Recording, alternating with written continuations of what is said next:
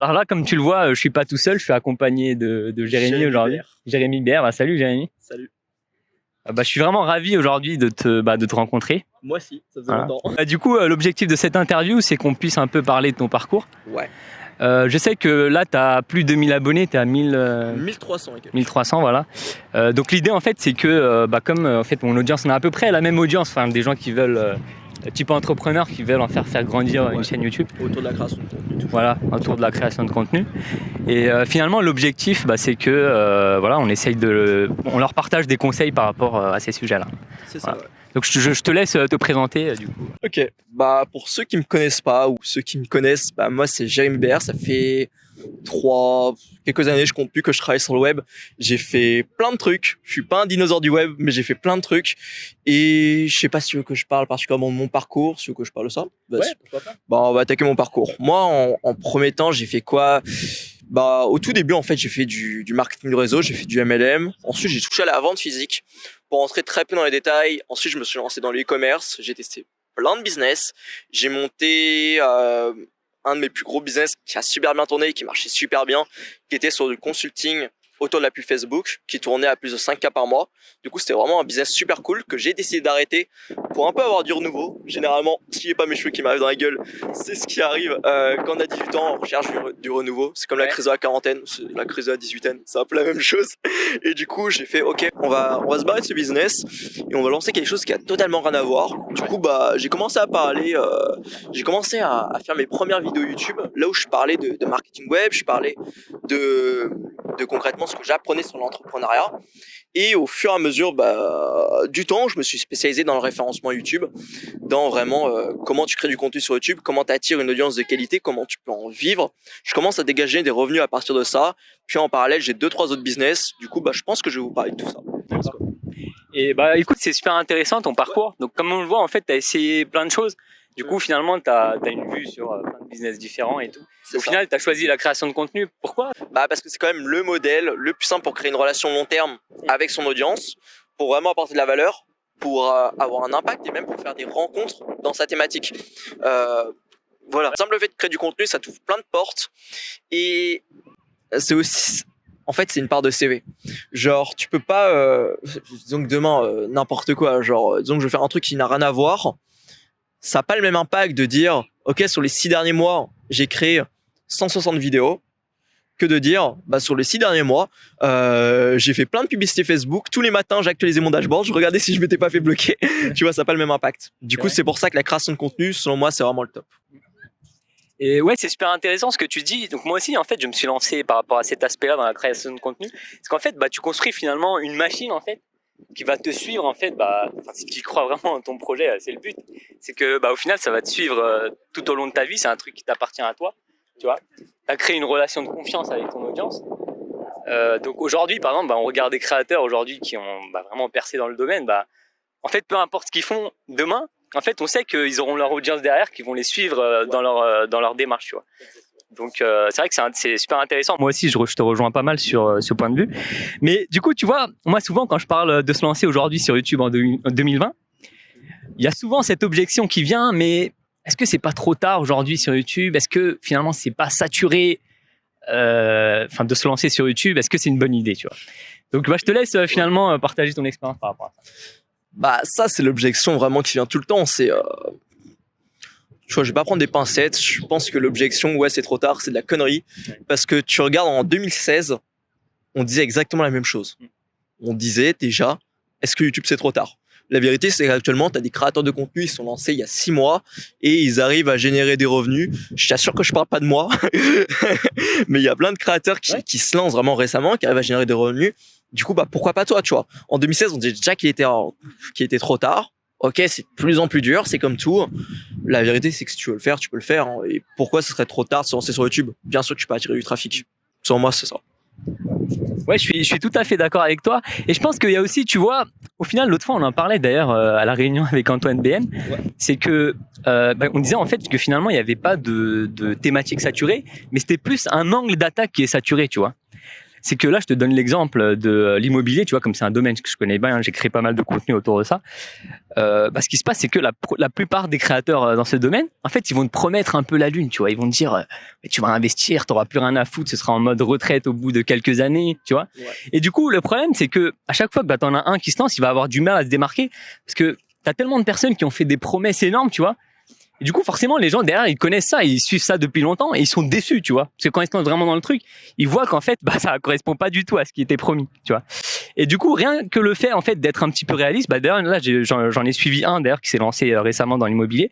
Justement, sa vision, c'était plus d'être réaliste, tu vois. Il avait une sorte de devise, c'était du concret ou rien, tu vois. C'est devenu un peu sa marque, tu vois. Et derrière, en fait, si tu veux, à chaque investissement, etc., il te présentait les preuves de son investissement, tu vois. Et du coup, tu avais une approche beaucoup plus réaliste où il disait, je te mens pas, l'immobilier, ça va être difficile, etc. Et les gens, en fait, ils se reconnaissaient beaucoup plus dans ce parcours, tu vois. Voilà, donc je sais pas ce que tu en penses de cette approche. Ouais. En fait, généralement, c'est ce qu'on a tendance à dire aux débutants. On va dire, ok, tu peux te lancer dans n'importe quelle thématique, même s'il y a quand même des thématiques qui vont être plutôt à éviter.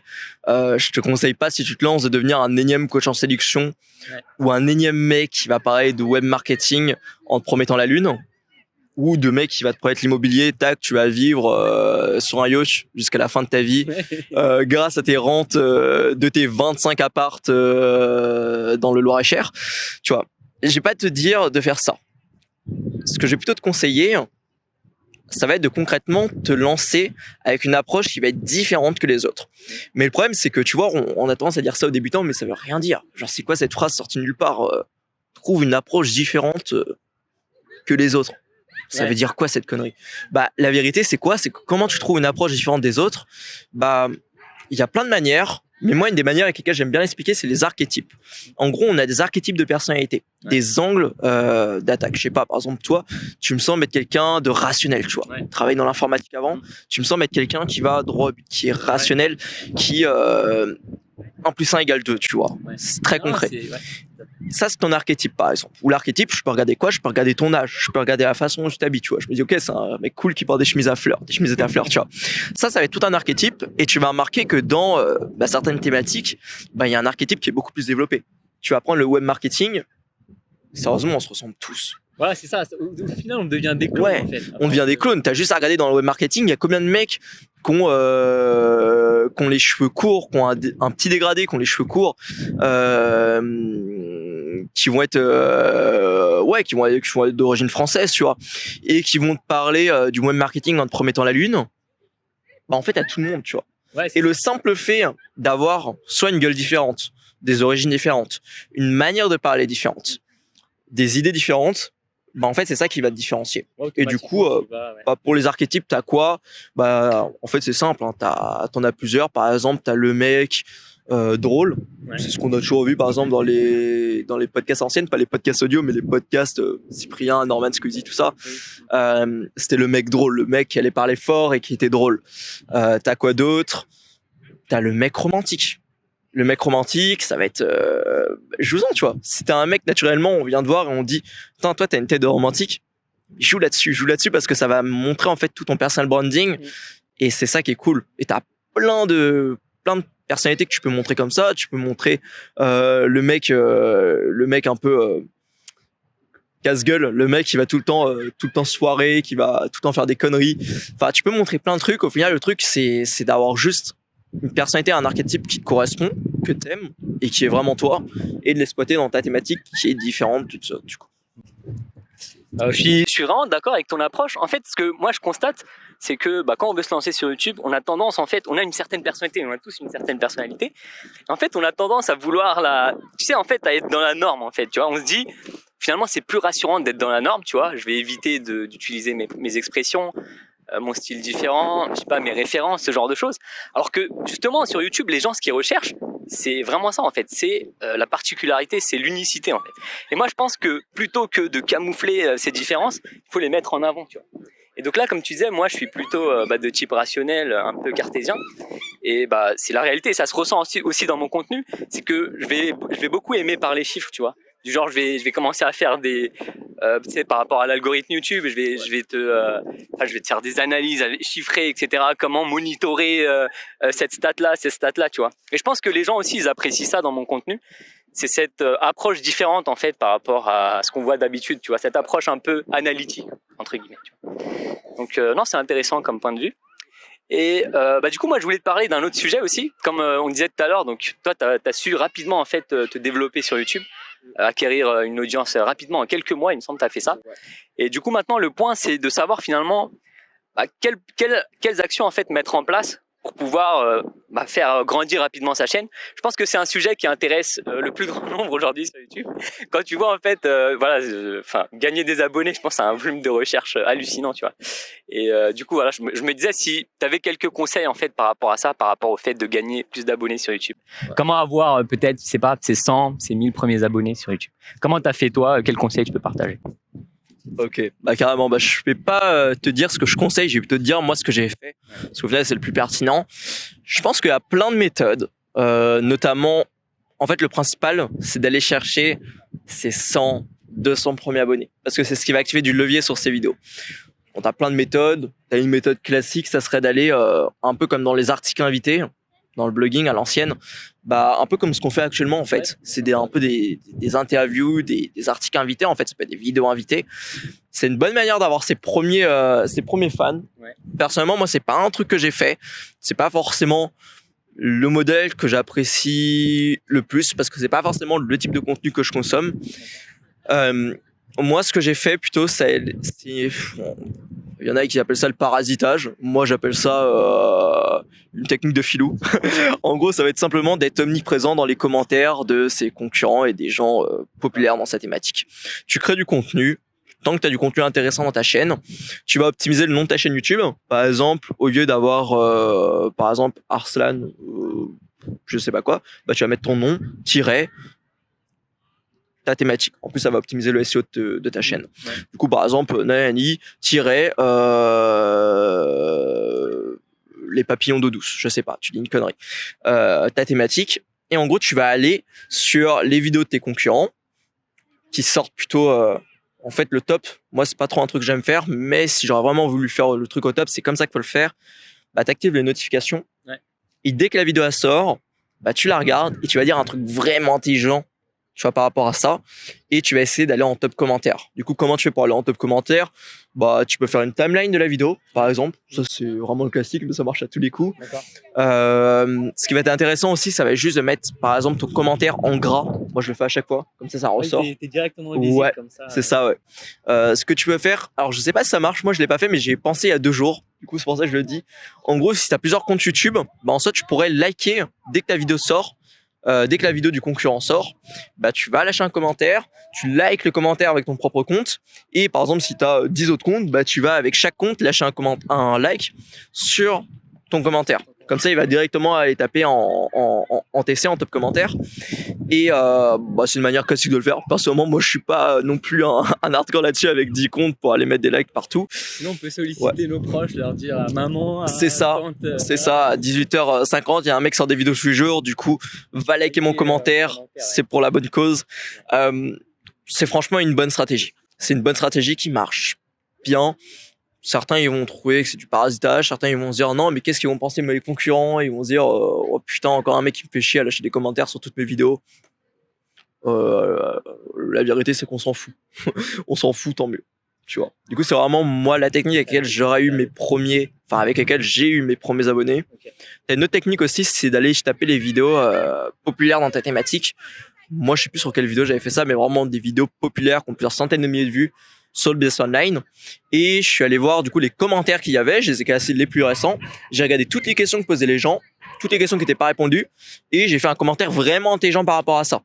Pas un commentaire en mode tac, ça c'est ta réponse, partie 2, va voir ma chaîne YouTube parce que j'en parle plus. Non, pas ça. Vraiment, fais le truc subtilement. Et si t'as une bonne photo de profil, si t'as un bon nom de chaîne qui laisse implicitement ta thématique, tu vas avoir des gens qui vont cliquer. Et moi, mes plus grands fans viennent de là. Et ensuite, pour avoir un peu la deuxième partie, pour passer en gros du 100 abonnés à 1000 abonnés, Bah là, il va falloir bombarder les vidéos, tout simplement. Tu bombardes des vidéos, tu bombardes avec une stratégie de référencement. On en parle tout le temps. C'est qu'il n'y a pas de secret. Le référencement toujours. Ok. Bah écoute, je trouve que c'est super intéressant. Moi aussi, je pense vraiment comme toi, c'est que bah du coup, les premiers abonnés, en fait, bah il faut aller un peu les chercher par le col, quoi. Il faut venez, on s'amuse sur notre chaîne et tout. Du coup, ouais, c'est un peu l'idée, ouais, parce qu'au début, en fait, la chaîne finalement, quand on démarre une chaîne YouTube, elle a pas assez de traction, pas assez pour démarrer. Du coup, voilà, l'idée, c'est vraiment d'aller chercher là où tu peux. Là, toi, t'as énuméré cette stratégie qui est ultra efficace, d'aller voir les chaînes concurrentes, de commenter, d'être présent. Il y a plein de questions qui restent sans réponse. Il y a plein de youtubeurs qui vont jamais répondre aux commentaires de leurs abonnés. Voilà, il faut en profiter à ce moment-là, en apportant de la valeur, comme tu as dit. Alors, voilà, ils vont voir que toi aussi, comme tu as dit, avec ton nom de chaîne, plus tirer ce que tu fais, bah, ils vont voir que ça peut potentiellement les intéresser. Moi, j'avais une autre question aussi. Est-ce que, du coup, tu as dit, après, tu continues à créer du contenu une fois que tu as tes 100 premiers abonnés. Est-ce qu'on doit alterner entre différents types de vidéos? Qu'est-ce que tu en penses de ça? Alors, la base de la base, quand tu as tes thématiques, tu vas les diviser. Un peu comme un gâteau. Du coup, un gâteau au goût que tu veux, le goût, ça va être ta thématique. Du coup, tu as un gâteau à la confiance en soi, parce que c'est la thématique de ta chaîne. Bah, du coup, tu vas diviser le gâteau. Tu vas en couper des parts. Du coup, tu vas dire, dans la confiance en soi, je connais pas forcément. Bon, on va dire, ok, dans la confiance en soi, il y a une partie, ça va être par exemple la connaissance de soi. Une autre partie, ça va être l'acceptation. Une fois que tu te connais, tu t'acceptes. Une fois que tu t'acceptes, on va dire encore une autre partie du gâteau, tu vas changer ton environnement. Une autre partie du gâteau, nanana. Tout ça, en fait, ça va faire plein de parties de gâteau. Chaque partie de gâteau, c'est une playlist. Ok ? Du coup, c'est super important, il faut vraiment l'optimiser dès le début. Bon, tu peux retravailler le truc plus tard, mais plus tôt c'est fait, mieux c'est. Ça fait comprendre en gros à l'algorithme quelles vidéos sont similaires. Okay. Une fois que tu as coupé ton gâteau et que tu as des différentes playlists, c'est un peu comme dans un article de blog là où tu aurais différents onglets, tu vois. Et bien en gros, quand tu as tes différentes parts de gâteau, eh bien tu vas tout simplement aller croquer dans chaque part de temps en temps. Du coup, le jour A, par exemple, si tu utilises le modèle que moi j'utilise, je sais pas si toi tu fais des vidéos quotidiennes. Ah oui, je préfère du coup travailler un peu plus la forme. Du coup, je suis passé à 3 vidéos par semaine. La vidéo quotidienne, j'en ai fait pas mal aussi sur ma chaîne immobilier. Okay. Franchement, les deux ont leur avantage, l'inconvénient. Je pense qu'il faut surtout trouver quelque chose qui nous convient et sur lequel en fait on peut être régulier et durer. Ouais. C'est exactement ça. Puis au final, ça dépend de ce que tu aimes créer. Mais moi, c'est vraiment ce que je conseille, la vidéo quotidienne, au minimum plusieurs vidéos par semaine. Okay. Parce que dans une stratégie de vidéo virale, ça serait pas vraiment pertinent. Dans une stratégie de vidéo optimisée pour le référencement, faut bombarder. Il n'y a pas de secret, faut bombarder. Du coup, tu vas bombarder chaque jour. Le jour A, tac, tu prends ta part de gâteau A, tu fais une vidéo dessus. Tac, ta part de gâteau B, le jour B. Mercredi, t'arrives, la part de gâteau C, et tu remplis tes playlists comme ça. Tu remplis tes playlists tous les jours. Je pourrais te faire un planning, par exemple, 7 playlists, et les 7 jours de la semaine, bah, c'est une vidéo pour chaque playlist. Ça peut être une façon de faire. Le principal, c'est de faire de la vidéo. C'est vraiment de bombarder. Et les vidéos à faire, bah, c'est des vidéos, c'est pas les vidéos les plus cool à faire, c'est pas les vidéos qui vont être sexy, c'est pas les vidéos qu'on a forcément envie de faire dès le début. Ça va être des vidéos un peu tournées tuto, un peu tourné en comment plus résultat, pourquoi plus résultat, est-ce que plus résultat, ça va être tous ces trucs-là. Et faut vraiment bombarder, faut vraiment bien découper le gâteau et remplir le gâteau, faut vraiment croquer à pleines dents dedans pendant des mois, et bah, ça va finir par marcher. Ce qu'on peut conclure sur ça, c'est que pour avoir ces 1000 premiers abonnés, il va falloir en fait bien cibler d'abord sa thématique, créer des vidéos de façon régulière, voilà, et axer référencement. Donc vraiment penser au référencement, quelles sont les vidéos que les personnes recherchent, que les personnes veulent voir. Et c'est comme ça petit à petit que tu vas commencer à construire ta machine en gros. C'est que peut-être que les vidéos que tu vas sortir, même si tu fais des vidéos de bonne qualité, elles feront 5-10 vues. Mais le truc c'est que 5-10 vues aujourd'hui, mais combien ce sera demain, après-demain, peut-être dans un mois, un an, etc. Donc il faut voir long terme YouTube. J'espère en tout cas que ça va être utile tout ce qu'on a dit aujourd'hui. Enfin moi en tout cas j'ai vraiment pris plaisir à cette interview. Donc je sais pas si tu as un petit mot de la fin, un petit encouragement, quelque chose à dire à nos entrepreneurs qui aujourd'hui sont sur YouTube, qui veulent réussir. Voilà. Ouais, bah je pourrais faire le classique lâcher rien, mais je trouve ça un peu bateau. Du coup j'ai plutôt dire créer du contenu massivement. Ouais. Massivement. Sans pause, faut vraiment y aller, genre c'est pas en créant 3 vidéos que tu vas avoir des recettes, tu vois. Vraiment faut y aller. Et si tu te dis pendant 6 mois, pendant le référencement, c'est un truc long. Hein. Moi, ça fait peur aux gens quand je dis ça, mais pour vraiment avoir des bons résultats avec le référencement, ça peut prendre 3 à 18 mois, tu vois. Pas forcément en faisant de la vidéo quotidienne. Alors, en faisant de la vidéo quotidienne, ouais, 3 à 18 mois, c'est vraiment un bon timing, tu vois. Ça fait peur aux gens. C'est quoi 3 à 18 mois de vidéo quotidienne, j'ai envie de te dire, pour monter un business? C'est rien du tout. Parce que t'as juste à te dire, ok, je crée une vidéo par jour, je vais avoir une audience ultra qualifiée, qui me suit à la fois pour ce que je dis, pour les conseils que je donne, mais aussi pour ma personne au bout d'un moment. Et juste ça, c'est un truc énorme, c'est un des meilleurs investissements que tu peux faire. Si actuellement tu te lances de zéro, que tu dois payer ton loyer le mois prochain, tu comptes pas forcément sur la création de contenu pour avoir de quoi rendre ton propriétaire content, trouve un business plus simple et plus rapide pour générer des revenus, par exemple lancer en tant que freelance. Mais si tu veux monter un truc sur le long terme, la création de contenu, c'est juste le truc que tu dois faire. Et pourquoi YouTube? Tu le sauras en le faisant. Okay, bah merci pour le mot de la fin. Donc finalement, ce qu'on retient, c'est être régulier, poster, vraiment avoir une vision long terme. On est habitué au plaisir immédiat aujourd'hui en 2020. Mais YouTube, c'est vraiment, on fait des efforts aujourd'hui pour avoir des résultats demain. Donc ne lâche pas tes efforts, donne-toi à fond. Aujourd'hui, t'as pas de résultats, c'est pas grave. Contente-toi, même le peu d'interactions que t'as. Tu vois, même, moi, je suis content même de voir des gens commenter mes vidéos, leur répondre, etc. Tu vois, il y a aussi ça. C'est ça qu'on a. On a finalement cet avantage avec Internet.